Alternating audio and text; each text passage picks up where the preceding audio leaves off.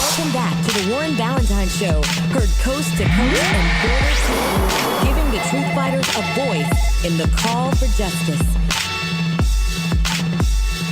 Join the truth fighters in full effect right now.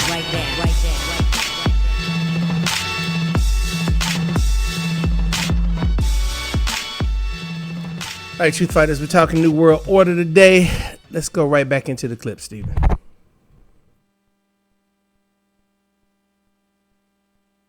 Stanley.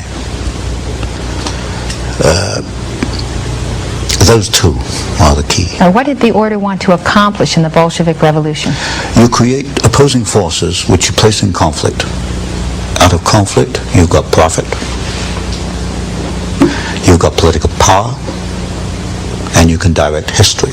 And if you look at the writings, for example, of the Trilateral Commission, they talk openly in the Trilateral Commission about managing conflicts, not solving conflicts, but managing conflicts. Conflict management. That's the cry. So they got the profit, the power, and the management. Mm-hmm. Where do they want to steer history through the Bolshevik Revolution? They wanted to set up, and they did, two opposing forces. Out of that came World War II. There were logical steps in the process. They used the same bank, Guaranteed Trust Company, as the conduit for the financing of Hitler, and also as a conduit for financing, and also the early days of the Russian Revolution. In fact, in Russia, Soviet Russia in 1923, a vice president of Guaranteed Trust Company was the foreign director of the Roscombank, which was the first Soviet overseas bank that was set up. They were that close in those days. You'll get a very close relationship between the early Hitler days and members of the order, which is in the third book. By the end of the 1980s, the scandal concerning the Bank of Commerce and Credit International was making the headlines. The BCCI was accused of laundering drug money and financing terrorist operations. The scandal tarnished the reputation of the US government, since the bank operated freely in America and was a regular contributor to political campaigns. The administration of Bonesman George H. Bush blocked the investigation, which had in any case been entrusted to a Senate commission chaired by Bonesman John Kerry. The BCCI was absorbed by more respectable banks, and the subject was never revived. The government of the world's only superpower is packed with bonesmen. George W. Bush named 11 bonesman officials in his first government.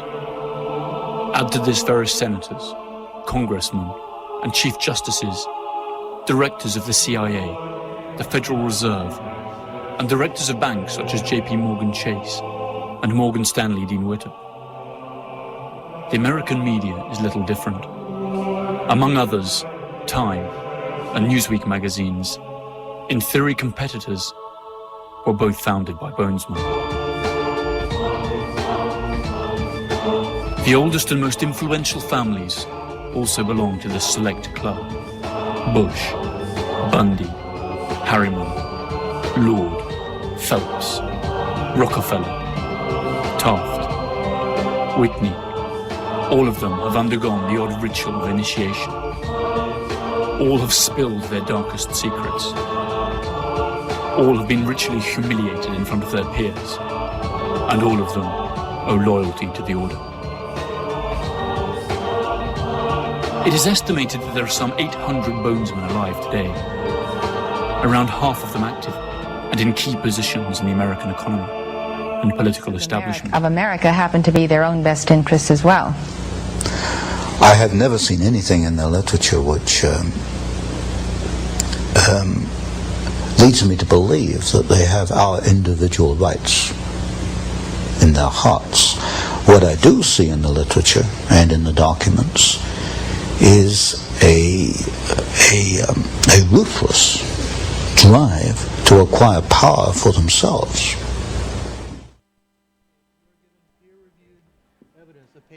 Peer-reviewed and published of Thermate. Have you had a chance to look at the cover letter? I have not personally, but they are looking at the paper you gave me. Okay. If we give you, say, a week or two, can we get back to you after Absolutely. that? Excellent. It's very important because it is evidence of treason. Sir. You made Building 7 comments, Mr. Kerry, before when you said it was brought down in a controlled fashion. I do know that that wall, I remember, was in danger, and I think that they made a decision based on the danger that it had of destroying other things, that they did it in a controlled fashion. You denied making those statements before, but in a bookstore you said that Building 7, which was not hit by an airplane, came down in 6 seconds, looked like it came down in a controlled fashion. I mean, you made some very, very, very interesting comments on Building 7. And then you denied making those comments when we interviewed you in New York. Yeah, could you clear that up, because Building 7 is such an anomaly. I don't have a record. I'd like to see specifically what I said. I don't have. Did you see the building come down? I don't have. No. You said that this building came down in a controlled fashion, like they took it down. No, I don't think I said. I'd like to see specifically what I said. There's a video of you saying that. Let me look, guys. I'm not into doing running. Now they're backing up. They're talking about the 9/11. You remember the building that went down that didn't get hit? That didn't get touched at all? Y'all remember that? This official came out and said that it came down in a controlled fashion. Now he's trying to back it up. And the reason why is because they don't want the American people to know the truth. This is why I'm playing this today about the New World Order. Let's go back out to this clip. Guys, I'm not into running in the hallway interviews and these kinds of things. We have very few opportunities to talk to a man like you. Let me take a look at what the transcript says, and then we'll go from there. Okay? Fair enough. Thank you. Thank you for your time. Thanks.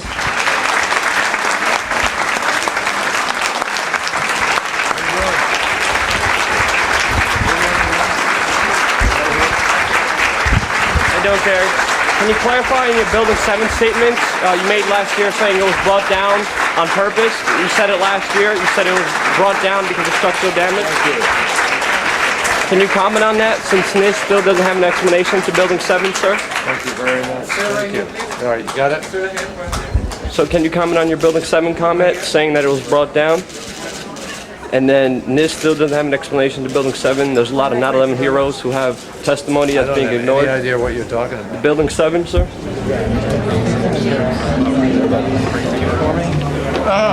Sir, please put that away. Why don't you sign that for me?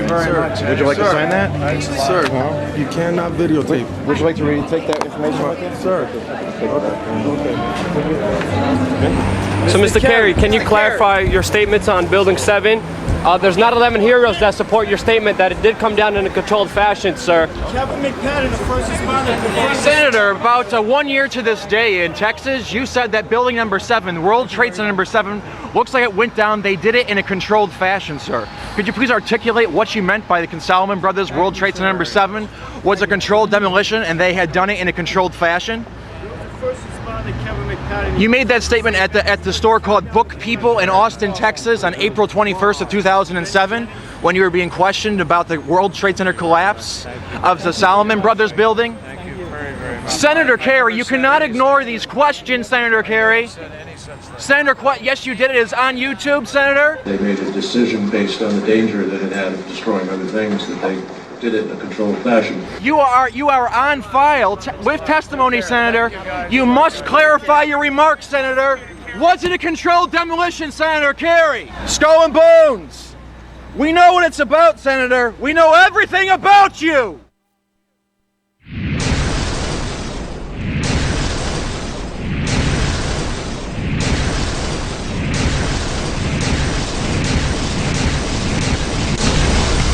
As if a demolition team set off when you see the old demolitions of these old buildings. It looks like one of those scenes of an old building being purposely damaged. I encourage people to go and do the same thing and go to their police, tell them about today, give them the evidence.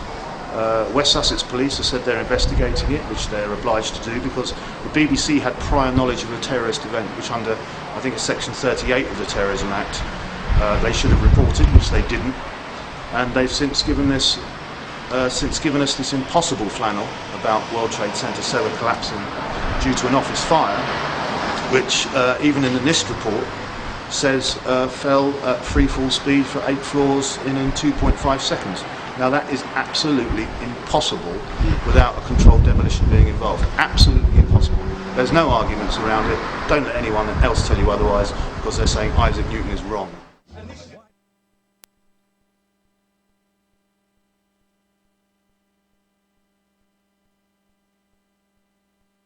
All right. They calling Senator Kerry to the mat. He tried to lie. I never said, I don't recall saying nothing like that. I never said it went down in a controlled fashion. Look, these people know what's going on. We the only ones that's being bamboozled. We the only ones they playing like a fool. And we're allowing ourselves to be played. Because people don't want to know the truth. That's the one thing that I've learned about this. People think they want the truth. But when you give them the truth, it's like, oh, heck no, this can't be true. Warren just crazy. I don't like him. He don't know what he's talking about. Talking New World Order people. Talking to you, it's the Warren Ballentine Show.